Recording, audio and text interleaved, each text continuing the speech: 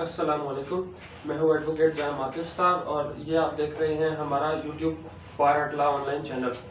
आज हम जिस टॉपिक पर डिस्कस करने वाले हैं वो है habeas corpus, writ of habeas corpus. तो बेसिकली हैबियस कॉर्पस है क्या, हम इसका पहले लफ्जी तर्जुमा देखते हैं कि हैबियस कॉर्पस क्या होता है। लॉ में कॉर्पस का मतलब है बॉडी और हैबियस का मतलब होता है हैव हिज। तो हैबियस कॉर्पस का मतलब हुआ टू हैव हिज बॉडी या टू हैव समवन्स बॉडी। तो बेसिकली ये रिट कब की जाती है? आमतौर पर आप लोगों ने देखा होगा कि कभी तफ्तीशी अफसर जो होता है किसी भी मुकदमे का या किसी भी जो थाना होता है, पुलिस स्टेशन होता है, उसका एसएचओ हो गया, स्टेशन हाउस ऑफिसर हो गया, थानेदार जिसको हम अल्फाज में कहते हैं, वो किसी इंसान को थाने में या तो बुलवाता है, बड़ा ही इज्जत से बुलाते हैं, जी आप थाने तशरीफ ले आए बेफलाने केस में, या वैसे ही उसको उठा के ले जाते हैं। किसी को पुलिस आई, किसी को घर से उठाया या किसी भी जगह पे वो उनको मिला वहां से उठाया और उसको उठा के थाने ले गए। अच्छा, लीगल जो प्रोसीडिंग है वो तो ये होती है कि किसी को उठा के थाने लाया, अगर उसके खिलाफ को कॉग्निजेबल ऑफेंस बनता है या उसके खिलाफ कोई एप्लीकेशन है या तो उसके खिलाफ वो लीगल कार्रवाई करें, उसके खिलाफ पर्चा दर्ज करें, एफआईआर रजिस्टर करें और नेक्स्ट डे उसको विद इन 24 आवर्स, जो लॉ की रिक्वायरमेंट है वो 24 घंटे के अंदर पुलिस जिसको भी पकड़ती है मजिस्ट्रेट के पास पेश करते हैं। अगर नहीं कर सकती, उस जगह से दूर है जो उस इलाके का मजिस्ट्रेट है या किसी भी करीबी मजिस्ट्रेट के पास जाके पेश कर सकता है, वो राहदारी रिमांड हासिल कर सकता है 1 दिन का 2 दिन का, ताकि वो कंसर्न मजिस्ट्रेट के पास उसको जाके पेश कर सके। लेकिन 24 आवर्स के अंदर अंदर उस पुलिस ऑफिसर ने जिसने किसी बंदे को गिरफ्तार किया है मजिस्ट्रेट के पास पेश करना होता है। अक्सर पुलिस स्टेशन में ही बिठा लेते हैं। सपोज किसी एमएनए ने कह दिया या एमपीए ने कह दिया भाई इस बंदे के साथ मुझे मसला है, इसको उठा लो। वो क्या करते हैं, पुलिस स्टेशन में 2-2 दिन 3-3 दिन यहाँ तक कि हफ्ता उसको इलीगली डिटेन करके रखते हैं। तो उसके खिलाफ क्या है, किसी भी वडेरे ने कह दिया या किसी भी सियासी शख्सियत ने किसी भी बंदे को पकड़वा दिया, अपना असरो सुरखरू इस्तेमाल करते हुए जो है वो किसी भी बंदे के खिलाफ, हालांकि कोई कंप्लेंट नहीं, कोई मुकदमा दर्ज रजिस्टर नहीं करते, लेकिन उस बंदे को पकड़ के बिठा देते हैं 3-3 दिन हफ्ता पुलिस स्टेशन में। तो उसके खिलाफ जो हमारे पास रेमेडी मौजूद है वो है रेमेडी ऑफ हेबियस कॉर्पस, कि हम हेबियस कॉर्पस की रिट करके अपने साथ कोर्ट से एक नुमाइंदा, कोर्ट का एक बंदा ले जा सकते हैं और उसको जहां हमें पता हो कि उस बंदे को रखा हुआ है, या वो पुलिस स्टेशन है या कोई भी जगह है, कोई आम बंदे ने किसी बंदे को रिस्ट्रेन किया हुआ है, इलीगली डिटेन किया हुआ है, तो वहां पे भी हम उस बंदे को बाजियाब करवा सकते हैं, छुड़वा सकते हैं हैबियस कॉर्पस की रिट के थ्रू। तो इसका हम पहले देखेंगे रेलेवेंट लॉ।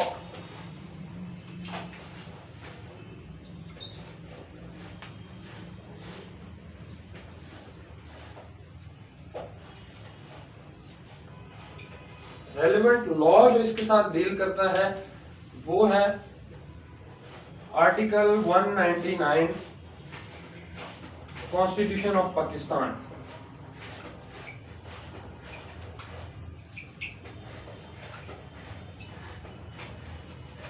दूसरा एक तो हो गया आर्टिकल 199 और हो गया सेक्शन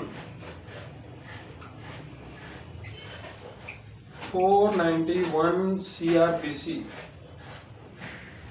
क्रिमिनल प्रोसीजर कोड का सेक्शन 491 जो है वो डील करता है हैबियस कॉर्पस के साथ। और जो लोअर लेवल पे अगर हम और आते जाएं तो सेक्शन 100 भी है।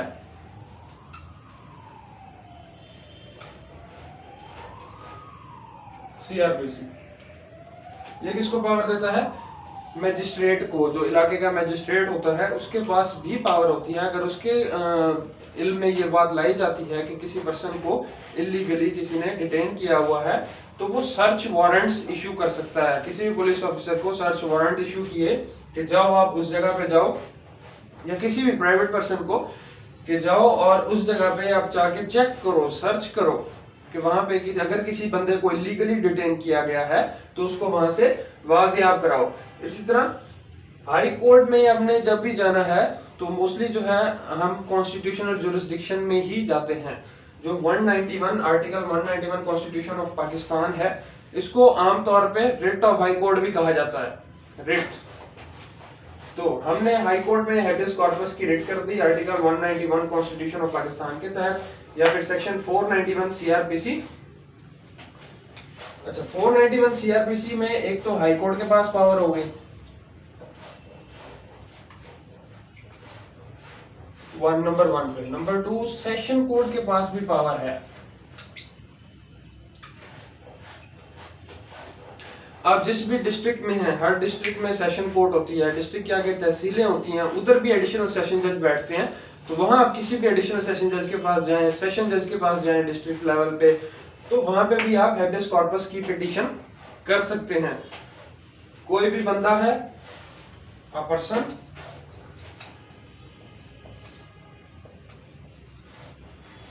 क्या इलीगली डिटेन किया गया है,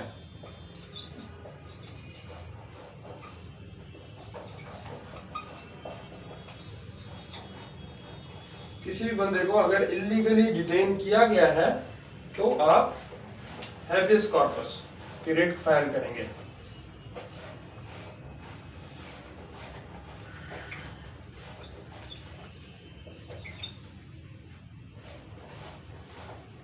किसी भी पर्सन को अगर इलीगली डिटेन किया गया है तो आप हेबियस कॉर्पस की रिट फाइल करके उसको बाजियाब करवा सकते हैं।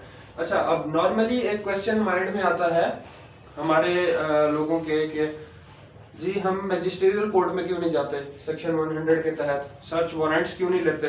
सेक्शन 100 जो है ये सर्च वारंट्स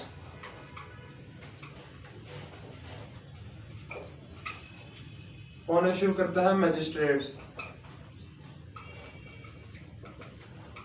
मैजिस्ट्रेट ने सर्च वारंट देने हैं, जाके आप उस जगह को सर्च करो, अगर वहां पे किसी को इलीगली डिटेन किया गया है तो उसको टू सेट एट लिबर्टी, उसको जो है ना बाजियाब वहां से करवाएं।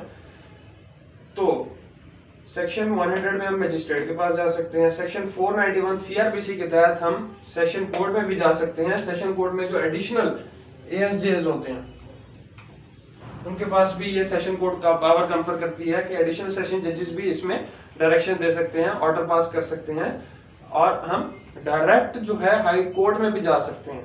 तो हम मैजिस्ट्रियल लेवल पे क्यों ना जाएं, हम सेशन कोर्ट में क्यों ना जाएं, हम तहसील लेवल पे एएसजे के पास क्यों ना जाएं, हम हाई कोर्ट क्यों जाएं। तो नॉर्मली देखा जाता है हमारे पाकिस्तान में कि जो अदालती अमला है वो पुलिस के साथ मिला होता है। हमने इधर हेबियस कॉर्पस फाइल नहीं की कि उधर फौरन कॉल जानी है थाने पे, भी आपके खिलाफ हेबियस कॉर्पस हो गई है, बंदे आ रहे हैं, बंदा लेके निकल जाओ। तो इसलिए हाई कोर्ट पे ये चीज नहीं होती। हाई कोर्ट में आपने हेबियस कॉर्पस फाइल की, किसी को कानो कान खबर भी नहीं होनी, आपने मौके पे पहुंच जाना है कि जी पुलिस स्टेशन में है या पुलिस ने उसको कहीं पे भी रखा हुआ है, किसी प्राइवेट जगह पे रखा हुआ है, तो वहां से आप जाके उसको बाजियाब करवा सकते हैं।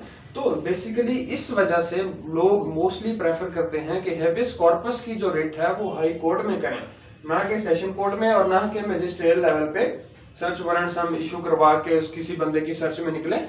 तो ये तो होगी ना अलग, सेक्शन 100 भी गया, इसी तरह एएसजे भी गया, सेशन कोर्ट भी गया। लोग मोस्टली प्रेफर करते हैं हाई कोर्ट को कि हाई कोर्ट में हम हेबियस कॉर्पस की रिट फाइल करें और उस बंदे को बाजियाब करवाएं। अच्छा, अब यहाँ पे जो क्वेश्चन अराइज होता है वो इन दो का, एक है आर्टिकल 199 में कॉन्स्टिट्यूशन ऑफ पाकिस्तान, एक है सेक्शन 491 सीआरपीसी। अब आप पूछेंगे इसमें क्या डिफरेंस होता है, क्या कब हमने 491 सीआरपीसी के तहत हेबियस कॉर्पस करनी है और कब हमने आर्टिकल 199 कॉन्स्टिट्यूशन ऑफ पाकिस्तान के तहत करनी है। तो ये आप एक चीज माइंड में अपने बिठा लें, जब भी हम आर्टिकल 199 कॉन्स्टिट्यूशन ऑफ पाकिस्तान के तहत हाई कोर्ट जाते हैं तो किसी भी प्राइवेट पर्सन के अगेंस्ट नहीं जाते। जब भी कोई गवर्नमेंट का इदारा होगा उसके अगेंस्ट जब भी हम प्रोसीड करेंगे तो ये सेक्शन, ये आर्टिकल ये 199 कॉन्स्टिट्यूशन ऑफ पाकिस्तान इसके तहत जाएंगे। अगर सपोज मैंने किसी को इलीगली डिटेन किया हुआ है अपने घर, अपने फ्लैट पे या अपनी किसी जगह पे, तो मेरे खिलाफ अगर आप फाइल करेंगे तो आर्टिकल 199 के तहत नहीं करेंगे, आप सिंपल सेक्शन 491 सीआरपीसी। अगर किसी गवर्नमेंट इदारा ने, सपोज पुलिस ने किसी को थाने में बंद करके रखा हुआ है विदाउट एनी लीगल प्रोसीडिंग्स, उस पर FIR दर्ज नहीं की, मुकदमा दर्ज ही नहीं किया, उसको वैसे ही 2-3 दिन से थाने में रखा हुआ है, तब आप जो है ना उसमें ऐड ऑन करेंगे article 199 of constitution of Pakistan. तो जिसमें हेबियस कॉर्पस में कोर्ट जो है वो डायरेक्शन इशू कर सकती है, any person who is illegally detained to be produced before court.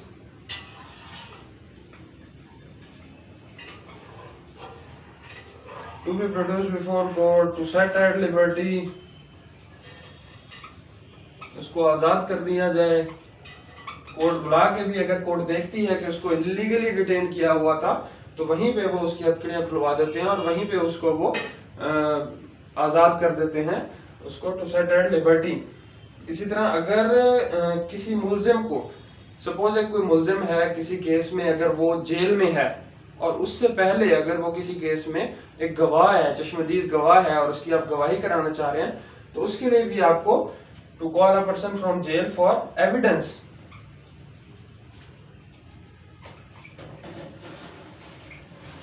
किसी भी शहादती को, किसी भी विटनेस को आपने अगर जेल से बुलवाना है किसी केस में, तब भी आपको हेबियस कॉर्पस करनी पड़ेगी ताकि उसको जेल से बुलाया जा सके। इसी तरह कोई भी मार्शल के अगेंस्ट, और वो खैर आगे डिटेल में चले, बेसिक जो इसका ये है, to be produced before the court, to set at liberty, to call from jail any witness.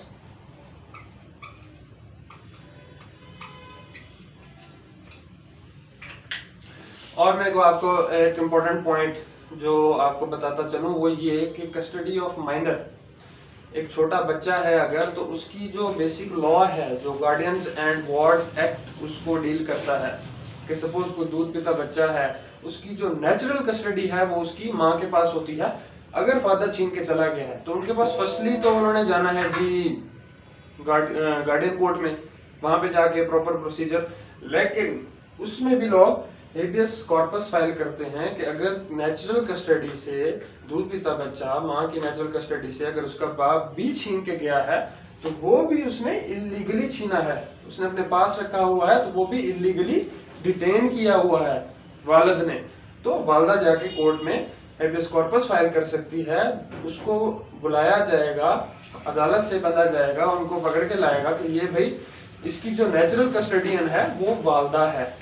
या अगर गार्डियंस एंड वार्ड्स जो एक्ट है उसके तहत गार्डियन कोर्ट ने किसी एक को, वालिद को या वालिदा को, सपोज बड़ा बच्चा बड़ा है, अब वो यानी 8-9-10 साल का है, तो तब अगर वालिद ने उसकी लीगल कस्टडी ली हुई है तब वालिदा नहीं लेके जा सकती। इसी तरह वालिदा ने रखा हुआ है तो मोस्टली कोर्ट्स ने हेबियस कॉर्पस में कोर्ट सवाल भी कर लेते होती है बच्चे से, भाई आप किसके साथ रहना चाहते हैं।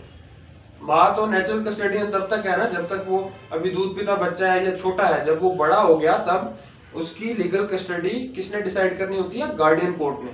इसी तरह अगर कोई इलीगली डिटेन किया बच्चे को तो उसमें भी हेबियस कॉर्पस फाइल की जाती है। उम्मीद करता हूँ आपको लेक्चर पसंद आया होगा। कोई भी क्वेश्चन हो आप कमेंट्स में मुझसे पूछ सकते हैं, कमेंट करें, शेयर करें, लाइक करें।